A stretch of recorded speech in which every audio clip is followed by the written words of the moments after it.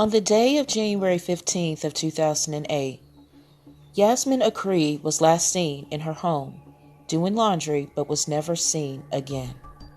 Her adoptive mother's boyfriend saw the locks cut on the door of her room in the basement and suspected a burglary, but assumed Yasmin was at school. But when she didn't come home, they knew something wasn't right. So what happened? Where did she go? Who took her and why? Why were the locks on the bedroom basement door cut?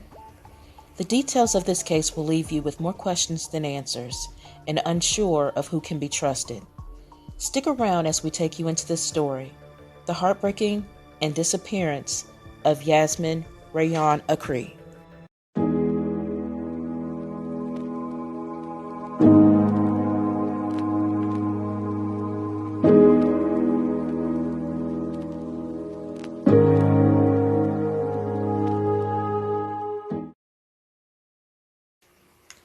Yasmin Rayon Acree was born on October the 25th of 1992 in the state of Kentucky.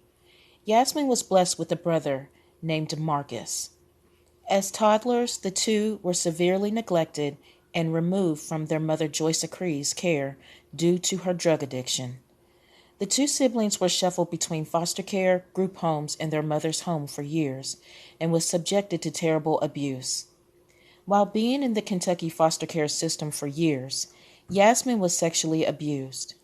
Yasmin would develop severe behavioral and emotional issues due to the abuse, and sadly, self-esteem and boundary issues. It has been mentioned that Yasmin would have inappropriate contact with adults and other children, and a caseworker would establish safety plans to protect Yasmin. Despite having an unstable childhood, Yasmin would try to have a positive outlook on life. In 2001, there would be a change in both Yasmin and DeMarcus's lives when they would move to Chicago to live with a woman named Rose Mae Starnes, who was their aunt by marriage. After caring for the two siblings for 5 years, Rose would adopt both Yasmin and DeMarcus in 2006. However, things in the household was far from happy, as the two siblings would share a bedroom in the basement of the home. Although the family home was less than ideal, Yasmin excelled in her studies and was an excellent student in the 8th grade. In fact, she was considered to be a salutatorian. But sometime in 2007, when DeMarcus was just 16 years old, it was reported that Rose asked him to leave the house, leaving Yasmin at the home. Rose considered DeMarcus to be a real mischievous child. However, DeMarcus has always mentioned that due to the abuse that both he and Yasmin were subjected to in the house, he decided to leave. People are free to believe either account of what actually happened in that house, but both Yasmin and DeMarcus were placed in the basement, being isolated from the rest of the family and not being able to go to the upstairs of the home freely. After DeMarcus left the house, Yasmin's grades started to decline, but she made the best of her life as she was about to start at Austin Polytech Academy as a freshman and was excited about starting a new job in January of 2008. On January 15th of 2008, Yasmin went to school that day, then went to North Lawndale YMCA. Afterwards, she went home and was seen at home around 8 p.m. by Rose's live-in boyfriend, Charles Burt. Rose was not home. She went to Elgin, Illinois to visit her daughter and grandchildren. While there, she went to play slots at the Grand Victoria Casino for 2 days, then went back to Chicago. While away, according to Charles, Yasmin did a load of laundry, then headed on to bed. On the morning of January 16th of 2008, Charles notices a broken lock while throwing away the trash. The door had appeared to have locks that were cut. It appeared that there was forced entry into the basement. Although the broken lock looked concerning to Charles, he just assumed that even though he didn't see Yasmin, he thought she had already left for school. Later that day, when Rose returns home, Charles informs Rose about the broken lock, but they both assume that Yas was at school. Rose asks Charles to fix the broken gate. When Yasmin fails to return home from school, Rose realizes that Yasmin is missing. Rose calls the police at around 7 p.m. to file a report, but despite the evidence of the forced entry, the police fail to take fingerprints or other evidence from the basement and leaving behind the broken lock. The police assume and classify Yasmin as a runaway. Although Yasmin's friends from school would inform the police that she called them that day, the police would chalk it up as false information as they reviewed the records. After observing Yasmin's room, it would conclude that there would be no signs of struggle in her room and nothing of substance was missing, but her coat, pajamas that she may have been wearing, my thoughts only, boots, and her glasses. With upcoming events in Yasmin's life, it was highly unlikely that Yasmin would run away, according to the family. 3 days after Yasmin was reported missing, the police finally collected the broken lock and dusted it for fingerprints. The developments into Yasmin's case would dry out, but in October of 2008, Yasmin's adoptive mother would join the production team to film a segment for the Maury Povich show, bringing national attention to her case for the first time. On January 16th of 2009, the family holds a press conference informing the media that Yasmin was kidnapped. Rose also implies that the police could have done more instead of treating the case as if Yasmin was a runaway. She observes that due to this, the case didn't get as much attention as it should have, among other things.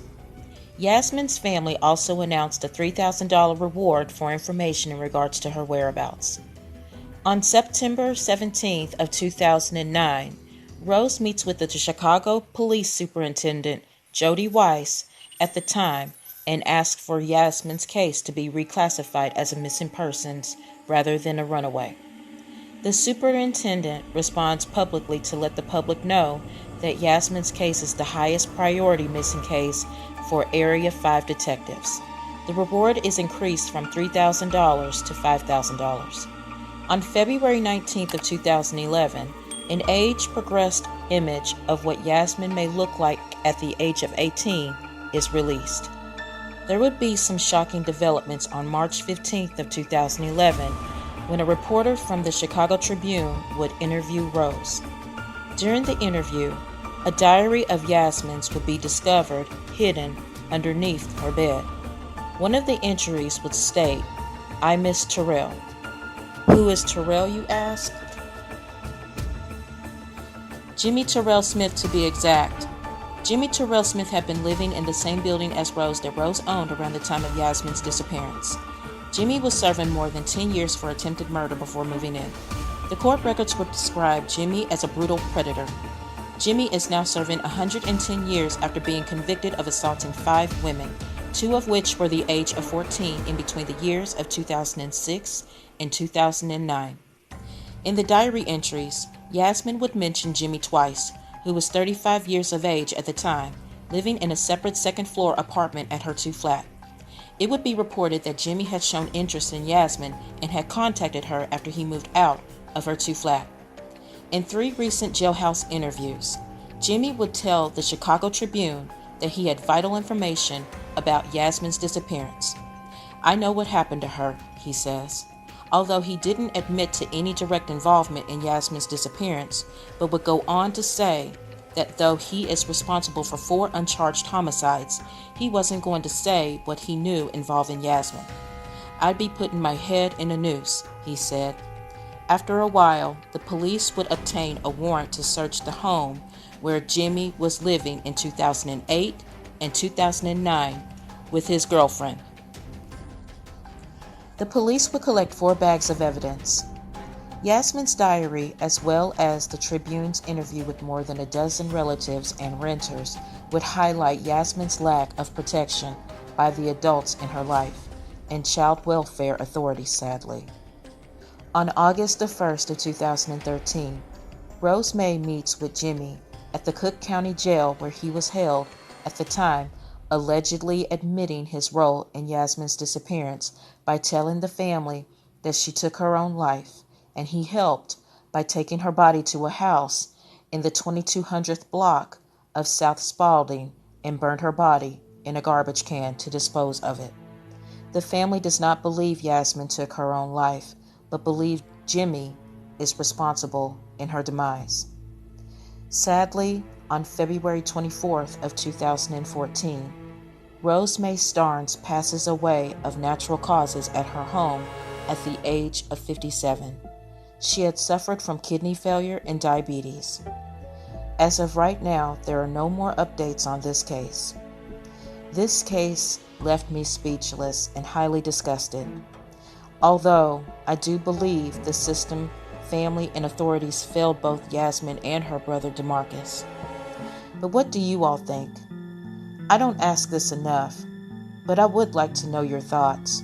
Do any of you believe Yasmin is still alive somewhere? Do you all believe Jimmy's account of what happened? Do you all believe that Rose and her live-in boyfriend at the time, named Charles, were involved in some way? Please share your thoughts in the comments. But if anyone knows or has any information in regards to Yasmin's case, the contacting information will be provided in the description box. The reward has been raised up to $10,000. As always, thank you for spending some of your time here at the True Crime Spot. We'll see you in the next video.